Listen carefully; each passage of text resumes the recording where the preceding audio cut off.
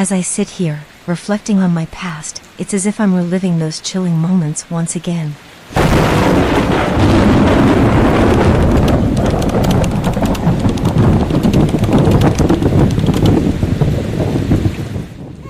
that thing away from me! I don't want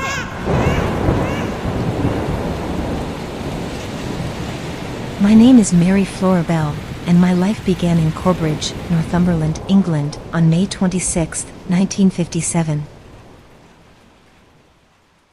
Born to Betty McCricket, a young woman working in the shadows of society, my upbringing was far from ordinary.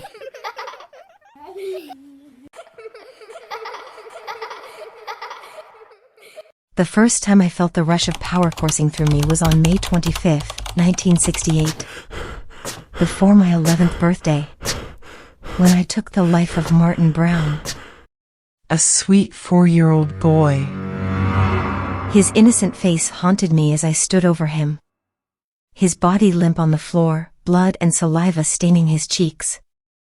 The police, oblivious to my actions, believed his death to be a tragic accident. Little did they know, it was just the beginning. 2 months passed, and on July 31st, I found myself consumed by another urge. This time, it was 3-year-old Brian Howe who fell victim to my darkness. I remember the thrill as I inflicted various injuries upon him, leaving a cruel M carved into his tender skin. The broken scissors lay nearby, silent witnesses to my macabre artistry. The police descended upon our neighborhood, seeking answers.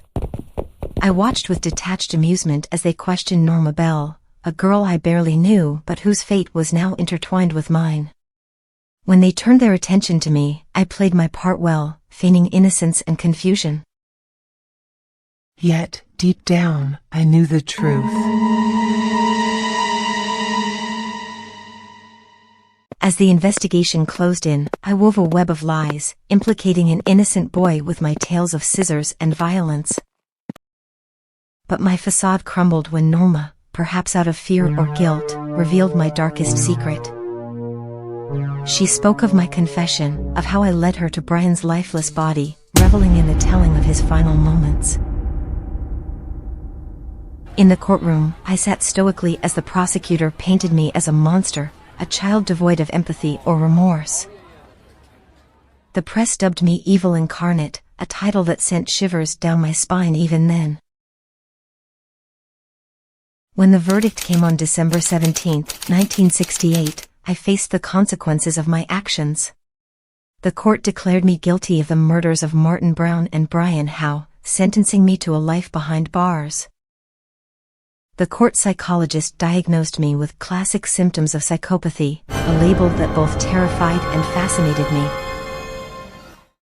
Norma, caught in the tangled web I had spun, was deemed an unwilling accomplice and set free. I couldn't help but feel a pang of guilt for dragging her into my darkness.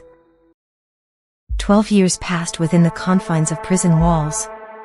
It was a time of reflection, of grappling with the depths of my own depravity. When I emerged in 1980, the world was a different place, and I was a different person. My rehabilitation showed promise, and I was granted a new identity, a chance to start anew. So here I am, Mary Bell no more, living a life of anonymity. But the memories, the haunting echoes of those days, they linger still. The thrill of power, the darkness within, it will always be a part of me, a shadow that I can never fully escape.